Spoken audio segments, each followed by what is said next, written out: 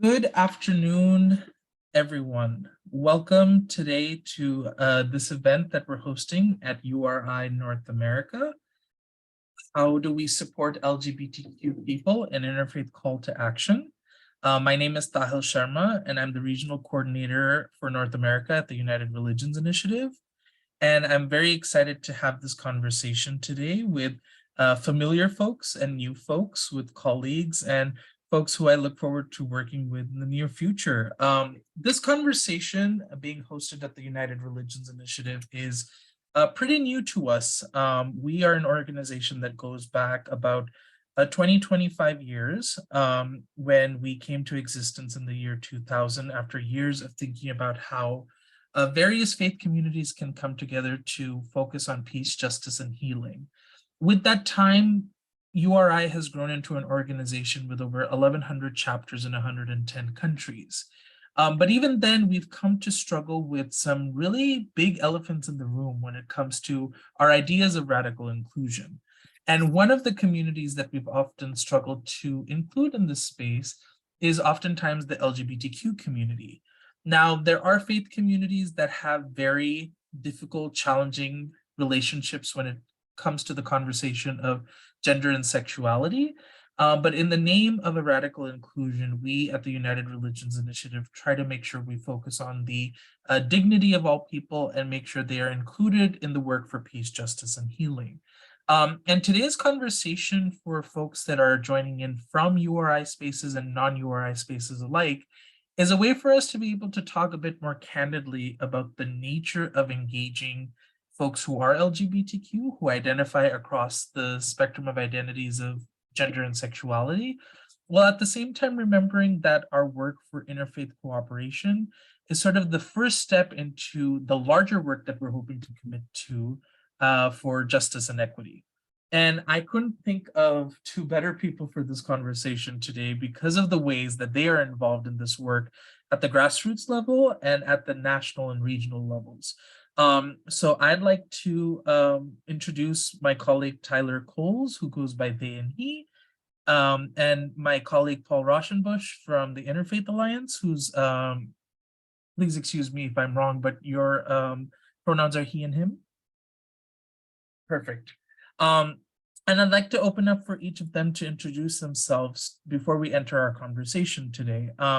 For those of you who are in the room, if you'd like to introduce yourselves in the chat, we'd love to know where you're joining us from, and we're looking forward to looping you into the conversation towards the end of the call today. So Tyler, if you'd like to start by introducing yourself. Thanks, Tahil. Good afternoon, good morning, all. It is great to be here. Thank you, Tahil, again for having me and inviting me to be here. I am the Reverend Byron Tyler Coles. As Tahil said, I use they, he pronouns. I'm an ordained minister in the Unitarian Universalist tradition and also an initiated high priestess in British traditional Wicca. So I'm a multi-religious person. I currently serve as a member of Congregational Life staff in the Southern region, where I'm responsible for supporting all of our congregations and covenanting communities across the American South, Caribbean, and Northern Mexico, and being the fullest embodiment of Unitarian Universalists that they can be in this moment. Again, thank you so much for being here. Paul, how are you doing? Hey, everybody. I want to say, echo Tyler's sentiment of saying thank you to Tahil for inviting me and allowing me to be part of this conversation, and also for the partnership the United Religions Initiative has extended to Interfaith Alliance in our work on Faith for Pride and other wonderful opportunities to work together. My background is I failed confirmation when I was 15 in the Presbyterian Church. I think the first person to ever have done so. But I realized after failing it, because I just didn't show up for the classes, is that showing up mattered. And I decided over years of discernment that faith meant something to me, and went to seminary and became a Baptist minister. All of that time, I was very aware of my sexuality, and my sense of the radical nature of that and of my faith, and was very fortunate to be in spaces where my congregational life actually was more radical than the world around me, of radical acceptance. So I was very fortunate in to have grown up and then to be nurtured later in spaces where LGBTQ people were part of the congregation, part of leadership, and part of what it meant to show up in our tradition. And I feel extremely lucky that was part of my experience, realizing that it's not actually the part of most people's experience and many queer people's experience. So I bring that my perspective that it is possible that church, for me, my tradition is within the Christian tradition, the church can be the most radically life-affirming, amazing place if it chooses to be, and interfaith spaces can be that too, if they choose to be. And it's about showing up and choosing to make those decisions for the people of who are like you and for people who are not like you. So I come into this conversation with hope, also recognizing the serious challenges in front of us. Thank you, Paul. Thank you, Tyler. Just to give a bit of a background story as to why we're having this conversation today in a URI space actually goes back to the early part of 2022, when our organization started to start having a conversation called Building the World House. It was this panel series that was focused on centering various identities as a part of the conversation to how we engage in interfaith cooperation. And one of the panels we ended up having focused on LGBTQ people. We had people of various faith backgrounds and spiritual backgrounds. We had everyone identifying between being non-binary and trans to being lesbian or gay. And it was a space where I got to hear for the first time the opportunity to just hear stories of people's faith formations, spiritual formations, and how it intersected with their gender and sexuality. And it all actually started because I had reached out to people that I knew within this space, within URI, who identified as LGBTQ. And I asked them, how do you feel as a LGBTQ person in an interfaith space? And they said, oh, I feel accepted. I love doing interfaith work and I'm happy to be here. And I'm like, great, that's a overwhelmingly positive thing to hear. So that's helpful. But how often do you, as a person who identifies as LGBTQ, have your identity centered within an interfaith space? And the resounding answer that I got from all of these individuals was, I've actually never been asked that question before. And that's the nature of why we're having a commitment, particularly in URI North America, to try to see where we can really think about the ways that we engage in interfaith cooperation in ways where other identities are centered. And the idea behind this is basically to invite folks to think about, is interfaith cooperation the end goal of the work we do? Or is the end goal actually justice and equity, and that the lens at which everything we do is interfaith cooperation? And so this conversation today is a very candid way to have us think about the ways in which we are particularly working with and to support LGBTQ people through an interfaith context, especially at a time when LGBTQ people historically, but also currently, are very much under attack. So the first question that I actually want to ask is more starting from a personal place for both Tyler and Paul. For each of you, as you feel comfortable, can you share a little bit about sort of your intersectional formation between your faith and spirituality and your gender and sexuality, however you feel compelled to share that story?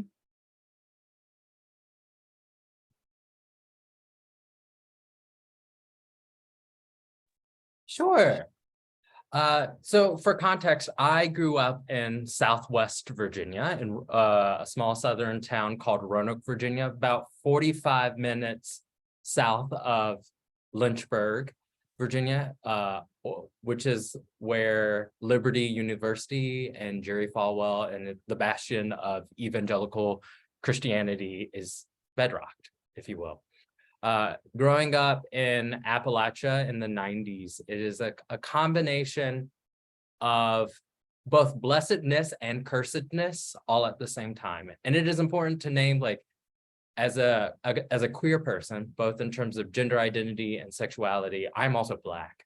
And so I cannot separate my sexuality and my gender orientation, my gendered way of being from my ethnic ancestral ways of being either, right? They all go one and the same. And so, as is tried and true for a lot of Appalachia, sometimes those things that are deemed unacceptable or unholy or just different, we get, would be swept under the rug, right? And after a time, it becomes this, you arrive at this place of being at a rock and a hard place, right? Of feeling this deep sense of wanting to be authentic, to want to be you, to hear stories about how the divine, how God has anointed you, has named you as sacred and holy and beautiful, but also at the very same time to be receiving these stories, these pressures, both implicitly and explicitly from your culture and your community of saying, not those parts though, not those parts though, not those parts though. And it became a point in my own actually spiritual journey and early radicalization moments where I said, I have to be all of me because God has called me to be all of me. It is neither one or the other. It is all of this, which sent me on a deep journey of self-discovery, of myself, of my vocation, of all I am, of all I who am to be. As Mary Hook says, for the mandate for Black people, my responsibility is both to avenge the suffering of my ancestors and to create a pathway for my descendants to live a life that is full of more joy than I have known. And so that is kind of the upbringing. And I must say that one of my elders is actually present here, and it's really important for me to name and honor my ancestors. So thanks to Juliet Lowry for being an instrumental cornerstone for me becoming who I am, because I wouldn't be who I am without her.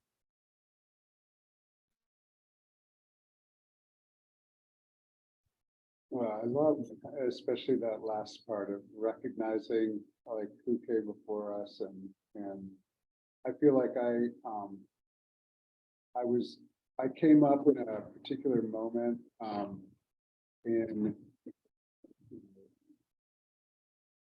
different than Tyler in the sense that I came up in the liberal Protestant tradition, and my home church now houses the More Light Presbyterian ministry, which is Presbyterians that are LGBTQ including and stuff. And I grew up, like my first pastor was a woman pastor in the 70s, and I didn't realize that was out of the ordinary because it was ordinary to me. And so I think that there's, I guess, part of what I bring to this conversation is like, is that how redeeming it was to have people along the way who made space for me. I'm 50 years. And so it was just an extraordinary gift. I also like, I was looking for reasons not to love the church. I mean, Hey, Paul, I'm so sorry to interrupt. You seem to be sort of drifting away. oh, I'm so sorry. Okay, can I? There you go. I'm sorry. I think I covered my own microphone. So let me try that again. Anyway, I was looking for reasons to like not like the church, and I was very like, and yet I would show up, and they would make space for me, and people before me were connecting kind of this radicalization around ACT UP and around like tipping over the tables of the church and what ACT UP was doing in response to Christian oppression, and naming that as Jesus, the response, and saying like, and so I feel like I've been able to, and I was encouraged. I went to a seminary that encouraged me. Like I studied under Dr. Cohn, and I remember like Dr. Cohn like really saying, you've got to go got to decide who you love and talk about them. And so he really wanted me to talk more about like queer theology and the intersections with Black theology. And so like I was given space. And so what I want to like offer is like Tyler gives thanks to people before them. I was given space in traditions, and then you know, one of the most poignant moments of my life, which is like kind of encapsulates it, was at my ordination, where I wasn't allowed to say, no one was allowed to say I was gay. Everyone knew I was gay. But this was in a Baptist tradition, and my friend, who at that point was just this amazing fellow, he's taught at Star King, and his name was at that point Ibrahim Barajaje, but it had been Elias Barajaje Jones, and he was a great mentor to me, a great friend, and he preached. He said, perhaps you have come for such a time as this. And Elias was like this queer, he was amazing. And yet it was almost comical, because we weren't supposed to say that I was gay. And it was like a joke. And so I think of that as almost like a joke, almost like a metaphor, like it's happening and we need to speak out. There are systems that are trying to keep it under wraps, but they are almost absurd by now. And so what I like to bring to a conversation is that there is a way in which religion of all kinds can be liberating if we lean into those areas. And I feel very fortunate to have had such mentors like that, who have encouraged me to lean into that as not only a legitimate expression, but actually a correct, an optimal expression of my spirituality. Thank you both for that. Isn't it fascinating when we get to hear sort of the balancing act that many LGBTQ have to play between having to handle trauma and having to receive liberation from the same traditions, from the same communities. It's always such a fascinating dynamic, and it's one I definitely resonate with as someone who identifies as bisexual, who grew up in a dual religious household with a Hindu father and a Sikh mother, and being able to learn that, like, oh yeah, pluralism is great, oh, diversity is important, but you have to be quiet about one of the elephants in the room, which is how you identify sexually or with your gender. And I always wondered, like, do my traditions have actually anything to say about that? Because I always know that my leaders do. They actually have too much to say about that sometimes. And arguably, I never got the chance to sort of seek that wisdom for myself. And I later come to realize that both of my traditions were actually deeply affirming in very different ways. In the Hindu tradition, there is a rich history of sexual and gender diversity that often does not get discussed, which is not only present in community context, but it's also present within mythology and within scriptures, that there is an acceptance, a normalcy, and a need to support LGBTQ people as being equally divine as everything else.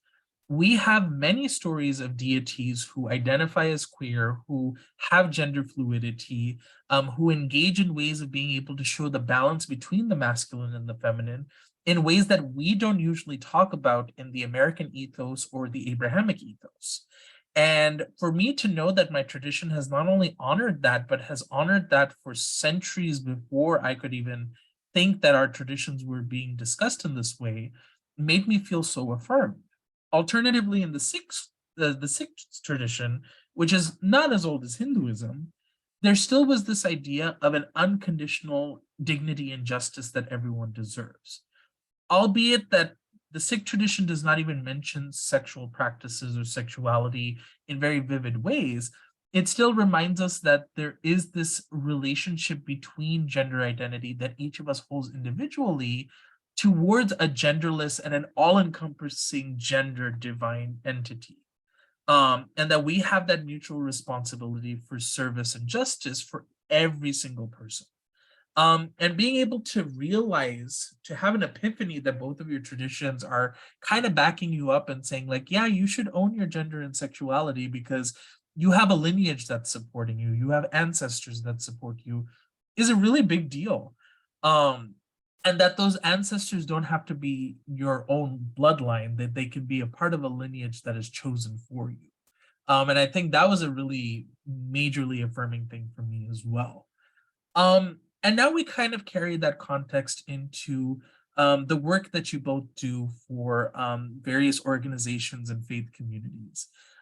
You both have this background in doing work for interfaith cooperation, and you know sort of the ways in which we've had to navigate conversations about gender and sexuality. I kind of want to honor the space and say, like, what grievances do you have towards the interfaith movement about conversations and the work of trying to support LGBTQ people?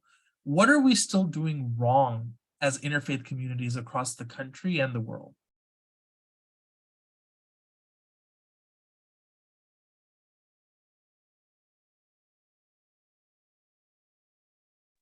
Paul, would you like to start on this one? I'm happy to. I mean,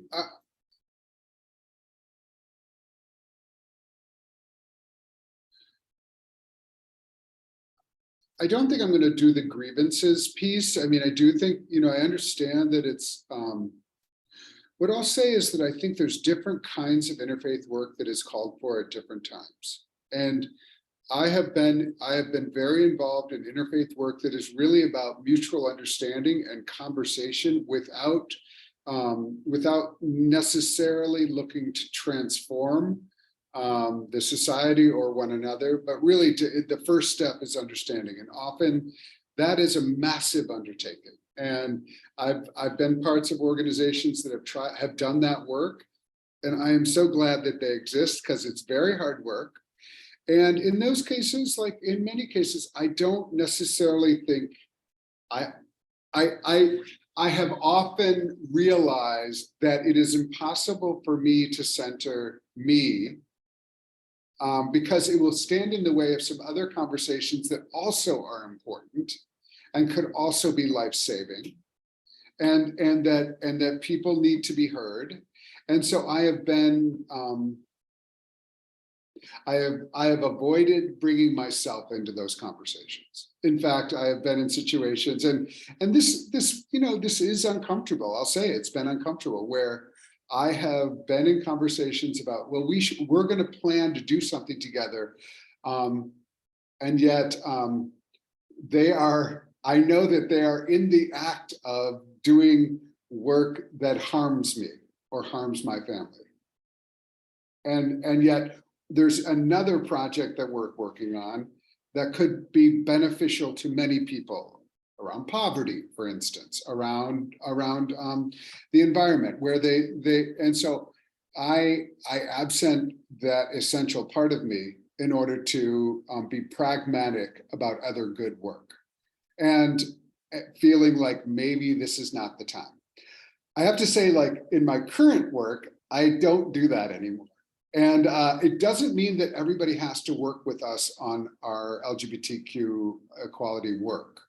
We do a lot of that now, and we're very explicit about it. And we realize some of our partners won't sign on to things that we do in DC or other places, and that's fine.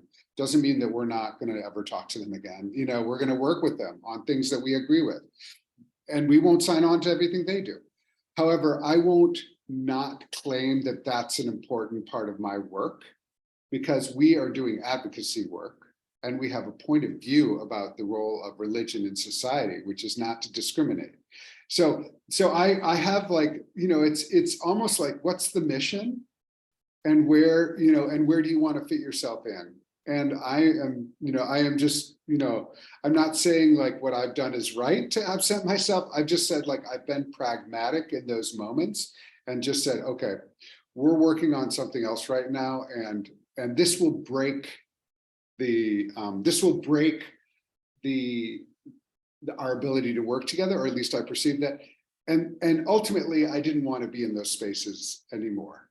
And so I applaud people who can do it. It's fine if they can do it. And I think there are cases when it's really important that people do it in order to work on projects that can be very difficult. which could include things that we really care about, all of us, you know, things around, you know, I've already mentioned them. So I'll just say, like, it's not a grievance, it's just a reality of interfaith work. And I've been in this field now almost since the beginning, and, you know, it's like 30 years. And so there's been times when I just had to completely erase who I am in order for us to accomplish something else. And I think a lot of people do that in a lot of different ways. And so I don't think queer people are specific in that way. But because religion and sexuality are so, there's so much there, and there's so much, like right now, it's like such a focus. It has a particular resonance in interfaith spaces. Yeah, I agree. And I think one of the things I want to say first in response to your question, Tahil, is respond with a question is, what is the power and importance of all of these relationships to begin with? In the years that I've done interfaith work for, it's 2013, so over 10 years now, as you reminded me not too long ago, often I have been either implicitly or explicitly invited to be disembodied, right? Well-known leaders asking me to remove parts of my identity or to minimize parts of my identity for an assumption of who might be able to hear me in the space, right? Of whether it's my gender, whether it is my race, whether it's my religiosity or one of my religiosities, or even how I serve my religiosity as either a minister or initiated clergy elder. And I think one of the things we have to ask ourselves is, when we invite, ask, mandate people to minimize any portion of their identity in interfaith spaces, who then is being served? And more often than not, I find that in those situations, it is death-dealing theologies and constructions that are being served the most. In my experience of primarily doing interfaith work in the American South, more often than not, when I am being asked to be minimized, or even when I find myself slipping into that space of minimizing portions of my identity, it is for the sake of white Christianity, particularly white evangelical Christianity. And I think at this point, June 13th, 2023, when the world is on fire, when institutions have more rights than humans, when most of our water is undrinkable, when our air is polluted, when so many of our children cannot have access to good food, let alone good education, where so many basic resources are not afforded to one another, we have to be clear about the purpose and intention of our relationships in interfaith spaces, right? And so if our relationships are not dynamic enough to hold the tensions towards achieving actual things, let the relationships go, because you're ultimately wasting money and time, right? So if we're building these relationships and these convenings and these conference spaces, and all we're doing is quote unquote getting to know one another, yes, that is fine, but then what? What good are our relationships for one another, right? Our world is on fire. And as my traditions make it plural, I can say this, we have been tasked with tending to our world. We are the keepers of our world. We are the sustainers of our world. Our relationships with and for one another must achieve something, must give life unto the valley of dry bones, as my ancestors would say in the Black church. And so we have to be clear about that. And so we cannot, I think, continue on engaging in interfaith work in the same way that we have done, because ultimately it will continue to benefit the oppressors versus those who are oppressed.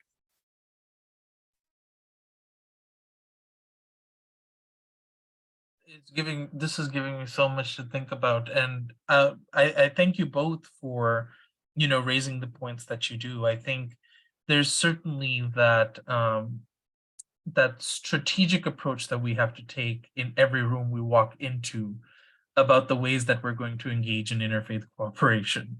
When we know that there are folks in the room that explicitly might name the fact that they will not work with LGBTQ people, it kind of makes you think about, well, how can you just engage in a diversity of religion and spirituality when there are multiple identities that inform spaces, inform communities, and inform issues, especially when you are a stakeholder? It always makes me think about how in many of the spaces that I've worked in, there has been this tension of trying to use sort of tactics of spiritual bypassing to really not allow space for folks who are often minorities in the room, whether they be people of color, whether they be women or folks who identify as women, or whether it be queer folks in general who come in to say, like, I have a specific issue with the work that's happening in the space, or with the people who are admitting to working in this space as stakeholders, but also are doing the work outside in the world, which is counterproductive to the work that we're supposed to be doing here. And in the name of trying to just keep things calm and collected, in the name of just trying to make sure that people get along, and using the terms of peace and unity and all of those things to just bring people together, but not name those problems, is often why I think, even when there are a lot of folks in the interfaith movement who identify as LGBTQ, actually don't speak about those issues. And as both Paul and Tyler are saying, we'll find different ways to work in different spaces. And it becomes a real question of, I think, Tyler, what you were sort of wrapping up your point about, it's at what point are we saying that, yes, this is about strategically trying to work with the right people under the right circumstances, but then actually moving towards like, oh no, now there's a bare minimum threshold of how we're supposed to be doing this work for interfaith cooperation and ultimately for justice and equity. And that kind of brings me to the point of now turning from, facing interfaith communities to now facing the world around us, which sometimes seems like we're sort of exiting a bubble. Especially in an environment where there is a lot of tension between, folks in power in state and federal legislatures, to parents at the local level for their children who are going to schools, to various spaces where LGBTQ people attend and thrive and exist with everyone else, where there is a problem about how they exist, what they look like, what they do, what they say. And we are talking about the over 500 bills that have been passed through basically every state legislature in the United States, just in the past several months, and how they are aiming for things like bathrooms to education to gender affirming care to everything in between. And the question that I want to pose to Paul and Tyler is twofold. One is, what has been your experience trying to deal with this work of taking interfaith stakeholders and bringing them into the space of political work or advocacy work? But secondly, in this conversation about the comfort and now the discomfort of needing to bring up the tension of politics and sexuality in religious and interfaith spaces, what has been your best sort of tactics or framework in trying to make people understand why it's urgent to address these issues from an interfaith context?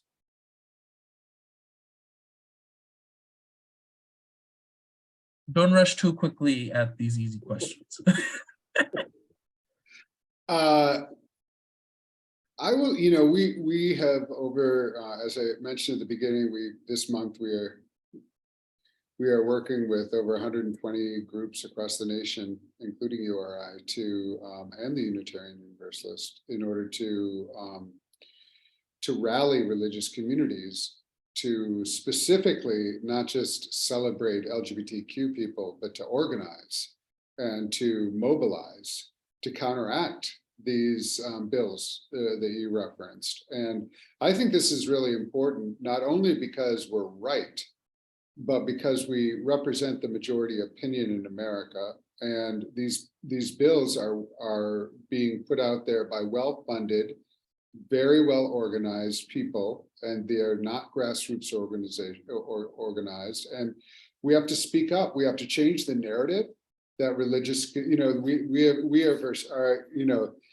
we have made serious progress, and we have to mobilize to capitalize on that progress, and not let the narrative be that religious people are speaking up against LGBTQ people, and how the religious rights are being trampled. No, bigoted religious rights are being trampled, and we have to name it. We can say, no, actually, that's what I mostly have to remind journalists and others, like, no, don't frame it that way. That's, in this country, that's not the right framing. And so don't let people speak for religion. Don't let, and so right now, but I think many religious communities are not as mobilized around this issue as they might be. And so I think that there is an opportunity, and religion has power in America. There's still this like particular power that, that's the reason people, put on little clergy, things, and you show up, and that's part of the idea of Interfaith Alliance, is that we have to show up and speak out for religion, and say, like, we are for religion that liberates, does not subjugate, that celebrates, does not discriminate, that's a bridge, not a bludgeon. So like this is a moment for that. And in interfaith circles, like, by the way, people can change and traditions can change. And one of the most remarkable things that happened with Respect for Marriage Act, for the first time, the Sikh coalition spoke out in favor of LGBTQ equality. And then when we asked them to join Faith for Pride, they did it again. And now it's much easier for them. And this, because they're awesome, and we're showing up for them around full ability for Sikhs to show up in the Marine Corps as they want to, as themselves. And so the opportunity is for continuing coalition building where it's possible, invitation wherever it's possible, and interfaith, showing up as an interfaith community is really, really powerful. And again, there were groups that we invited for to join the Equality Act coalition who couldn't do it then, but then on Respect for Marriage they had come further. And so I just think, like, continuing to make the invitation and make the case. And so I just I think we're in for, we're in this moment where there's so much, like, they're being so terrible and pernicious and terrible, and it's up to us to respond and be even more organized and be louder. And that's the whole reason for our organization, and the reason I feel so passionate about it every day. So I would say my political home is not in my faith community, which as a Unitarian Universalist is a controversial thing to say. But I'll go ahead and say it. My political home is a Southern-based, lesbian-formed organization called Southerners on New Ground, which was formed in 1992 after creating change.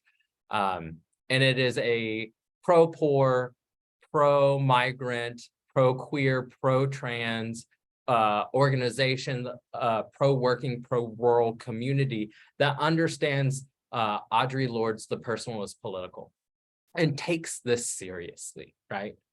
And I think one of the things, and Tahila, in response to your question, I'm actually going to take a pastoral approach to this and say, I think this is one of those moments while we act, people must take this moment to do some deep personal, spiritual, theological reflection on their own part, to do some deep investigation around how heteronormativity has synced in to almost all of our traditions as a side effect, not so much a side effect, as a direct result of Christian colonization seen around the world, right?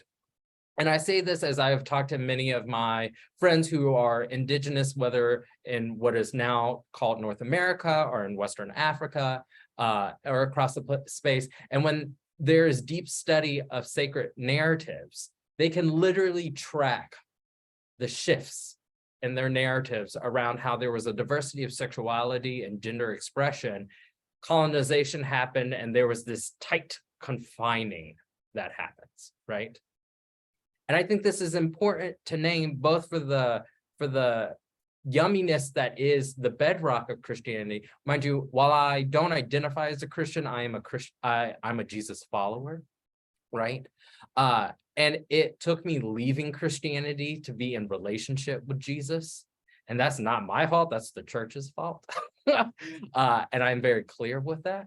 And I think it is important that for me to name that in that process of leaving the church to find Jesus, I had to do some deep unpacking of pulling these narratives apart that had taught me about the damnedness of my body, of my existence as a queer person, and then relocating myself between the texts. And more often than not, I didn't even need to relocate myself between the texts. It was just printed there on the page, right?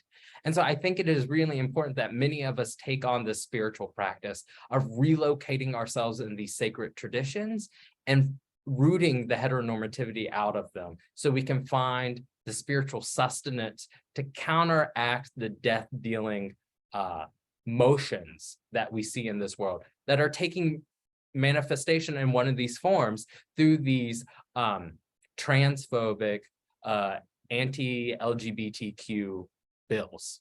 I think it is really important. And this is the moment when we put our dynamic relationships into effect, right? As Paul lifted up, like, we're not all going to agree on everything, right? There have been many relationships of my like interfaith colleagues and friends, like, we don't agree on everything, right? But I show up for them and they show up for me. And that means something, right? They might not be sure about the whole like queer trans thing that I have going on, and right. And at the end of the day, I don't know if I particularly care in this moment, but what they are clear about is no one will threaten my well-being and my livelihood. They are explicitly clear about that, right? And so I have enough space and time outside at a cookout, at a party, with the pool, drinking hibiscus tea in the shade, where we can talk about some of those deeper things, but having dynamic relationships that can show up in this moment is what really matters. And we need people to put those shared values into motion, right? And I think about this, I just wanted to lift this up because this is going a little way. Talking about Target and these other capitalistic examples of solidarity that we've seen over these last couple of months that have ultimately just fallen apart because, you know, capitalism. To be clear about our allyship and our deep solidarity with one another, right? The thing is, in our deep dynamic relationships with one another, they're gonna get hot, right? The ally is going to feel the heat. I need you to be comfortable in the heat, y'all. Get real comfortable with it. Like, I need you to go from being a Northern Midwesterner to someone who deeply enjoys the tropics because it's hot, right? And know that I love you and I see you and I give deep thanks for you, but they're going to throw heat at you because that is part of the tactic of tearing us apart.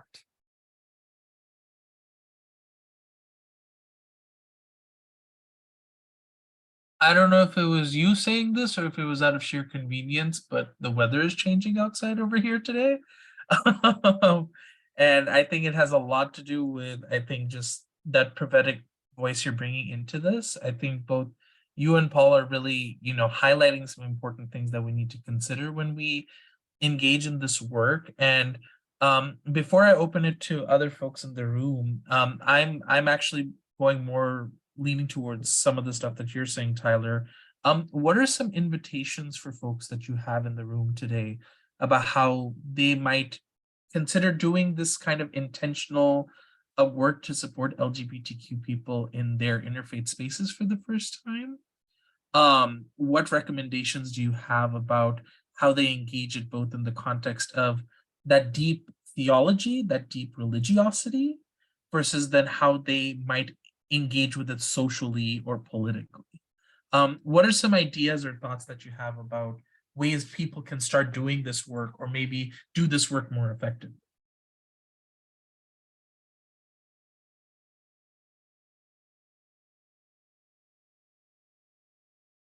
Oh, it's so good. So this is where my heart sets on fire, because this is the deep work that I love to do. I will say we must be spiritually grounded in this moment, whatever your spirituality looks like, because spirituality, as I defined it, is the spiritual yumminess that we do as an individual, right? And so the way I do spiritual yumminess is different how my partner, who was raised Southern Baptist, does spiritual yumminess, which is different from my grandmother, who was a disciple, but raised Presbyterian, coming from a Lutheran family, right? Like, we all do it differently. And I need you to engage that work, because that is what will sustain you when the going gets hard and when the heat goes up, right?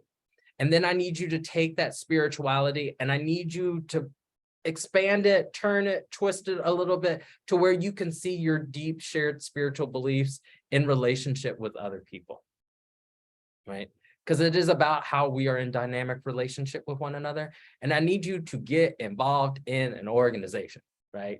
We are not striving for perfection here, because as Unitarian Universalists say, we have already been saved from perfection. That's not what we're working towards, right? So I need you to be in an organization or a community who is doing deep prophetic work, because it is in community where we will get to know and taste and experience liberation in this generation. To do that personal internal work and get involved in a community who you can be somewhat in alignment with to do that deep prophetic work to change the world over.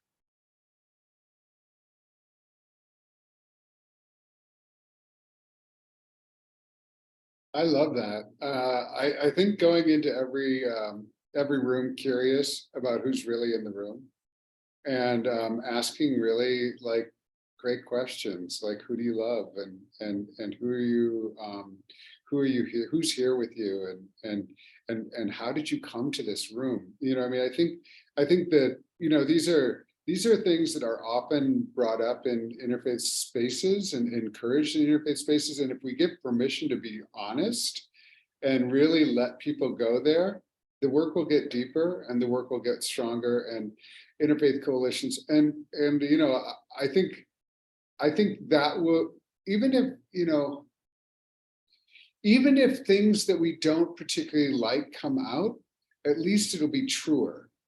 And then things can get, and then we can begin to develop things. I actually think it's hard to stay mad at queer people if you, like, once you know them, you know what I mean? Like, once you know us, like, what's to worry about, you know, really? But the idea of us is fearsome.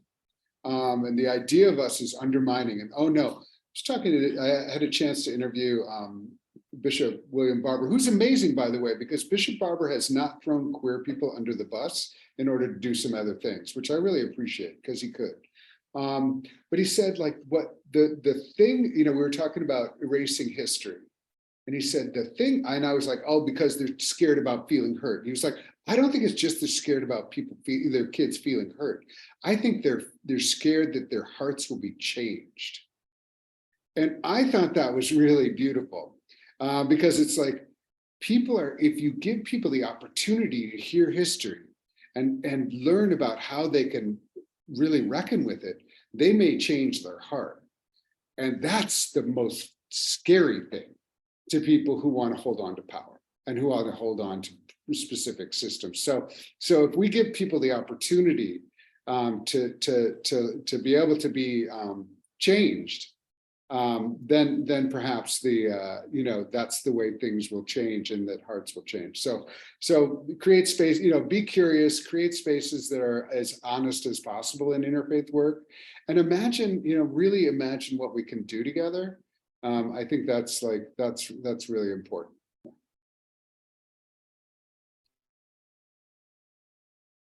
So with that, gratitude to both of you, Tyler and Paul. Thank you again for just the wisdom you've been sharing in this room. I think folks in here for sure have been really appreciative of what they've been able to hear. And I'm very happy to be able to share this in a lot of interfaith spaces where people just need to hear a lot of this candidness. I want to turn it over to folks who are interested in asking any questions of our speakers or providing their own wisdom. So let me make sure you all have the opportunity to and mute yourself. So please, by all means, if you'd like to raise your hand or just chime in as you feel comfortable, please do. I'll just go. Hello, everyone. This has been wonderful. Thank you so much, Tyler and Paul. My name is Angie. I live in a city called Alameda, California. I'm part of an interfaith organization here on our island. And I came here because I really do believe in allyship. And I believe that, you know, white people can be allies to Black people, and men can be allies to women, and people who are disabled can be allies to those who aren't. And so I as a straight person, you know, my heart feels so like I want to know what I can do. You know, this is one of the reasons why I came here, because I want to know, like, how do I get my voice out there as a person who, and by the way, Tyler, I'm a UU too, who's not a Christian, but UU, proud UU.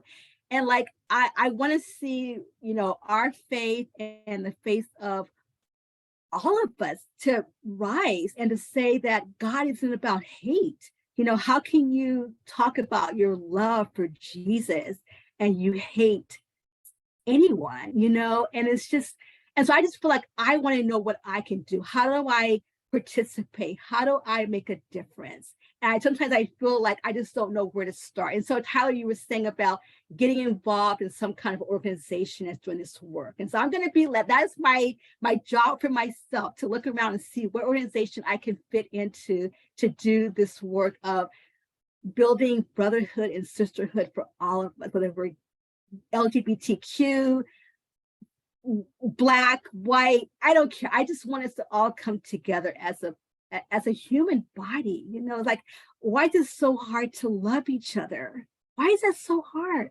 I've never understood that. So anyway, I have to go. I'm on my lunch hour, and so I do have to leave. But I have just so enjoyed listening to both of you, and thank you to Hill for putting this all together. And yeah, just blessings to all of you. Thank you so much. I feel really emotional right now. This has been really great. Thank you. I've learned a lot. I'll take a lot with me. So thank you. Bye-bye.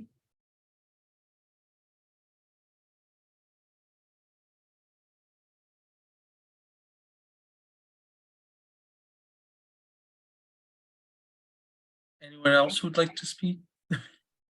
I want to say, speaking to that point, I think one of the things that I have learned in my own spiritual journey, and it is a direct result of a lot of elders pulling me along by my ear and me being in deep prayer in front of my altar, of realizing that I do indeed have power, right? We all do indeed have power, right? Beloveds, I need you to know you are made of the same stuff that the sun and moon are made of. You are made of the same stuff that is found at the deepest trench of the ocean and at the peak of the highest mountain. And for some magical, beautiful way, the sublime saw it fit to put you together in this particular way, shape, and form. That is magic. That is power. That's blessedness. And that is enough to change the world. I need you not to take that for granted. I often forget, but maybe we can try to do that together.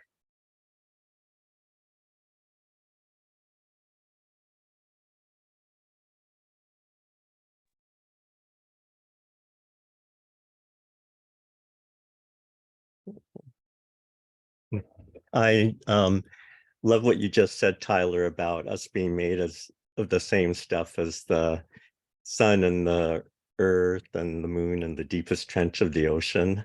And for me, I reflect that, you know, we are all made in the Creator's image.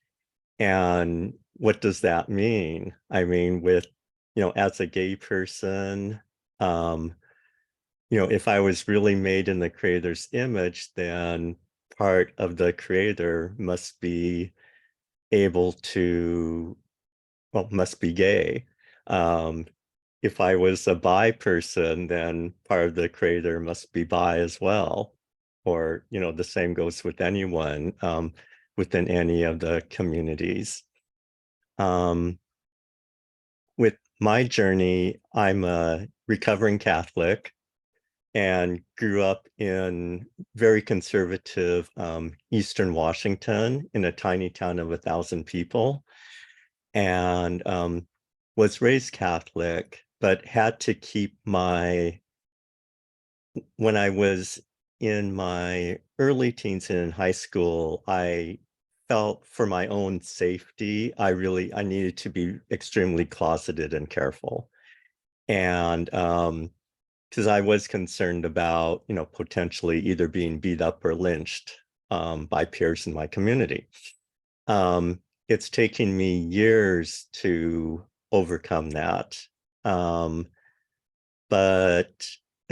Because of what's going on today, some of those feelings have been brought up more, have come more to the surface for me in our current social and cultural situations. But I guess what I want to say is I took refuge in my encounters with the Creator and nature, and was very drawn to the Indigenous and Native American spiritualities, and have had several teachers for almost 3 decades now. And recently I found a wonderful interfaith community here in Seattle, who one of our other guests is a main presider for, the Interfaith Community Sanctuary, and have felt like I found a new home,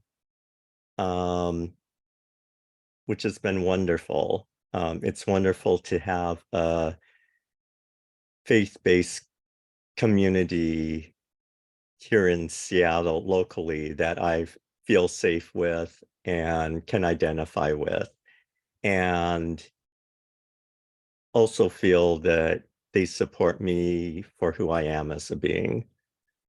And hopefully I will continue to grow in terms of claiming that power and being able to be a voice and take action for those who are discriminated against or on the fringes of society.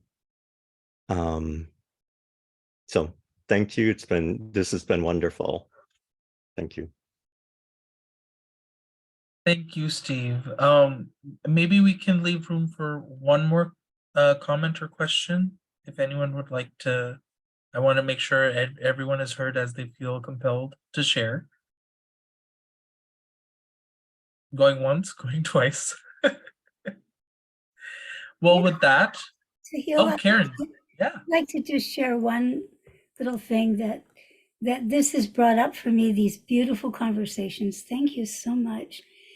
I live within a tradition of the Mevlevi, which is the Islamic spirituality and followers of Rumi, and also the divine feminine traditions.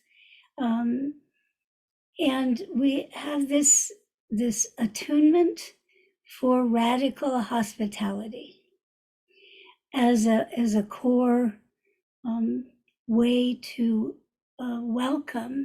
radically welcome others and the stranger and the travelers and the seekers. And so when I'm not sure of people's names, but when our speaker was talking about being curious when one enters a room, this kind of opening that one does by holding the other in a sacred, holy energy is part of what makes us bond energetically with each other before words are said, before we make decisions together. There's just a cellular spiritual level of communication that happens when we're in the presence of each other. And yet it still happens on Zoom. Isn't that amazing? So thank you so much. Thank you so much, Karen. So good seeing you and Steve and Maureen and Angie, who left earlier. And I just want to share my gratitude again for you all today for being a part of this conversation, for being willing to learn, and for engaging in this work with us. I do want to especially, give voice to the fact that URI North America is a co-sponsor for the Faith for Pride campaign that the Interfaith Alliance is doing. And with their 120 other co-sponsors from around the country, their work is speaking volumes about the commitment that various faith communities are making in trying to make sure that LGBTQ people feel honored, dignified, and are allowed to thrive. And one thing that I would like to share particularly is a special resource that we've worked on together between URI North America and the Interfaith Alliance, which is an FAQ guide for faith leaders. We were able to have some candid conversations about what do we need faith leaders to learn about and realize when it comes to starting this work for the first time. And Maureen, our colleague Ria at the Interfaith Alliance, and myself came together to put together this guide that we've just put in the chat. That really talks about interfaith support for LGBTQ rights during Pride and beyond. So we hope that you'll take a look at it because it poses some important questions for you all to think about, and it'll pose some important questions for others who are curious about engaging this work for the first time. So with that, gratitude again to everyone here in the space today. Thank you all. We hope that you will live into this Pride Month shining beautifully as you deserve to. Thank you so much. Thank you both. Wonderful, all three, everyone. Thank you. Thank you, Karen. Appreciate it. Thank you for your time. Bye, Steve. So good seeing you.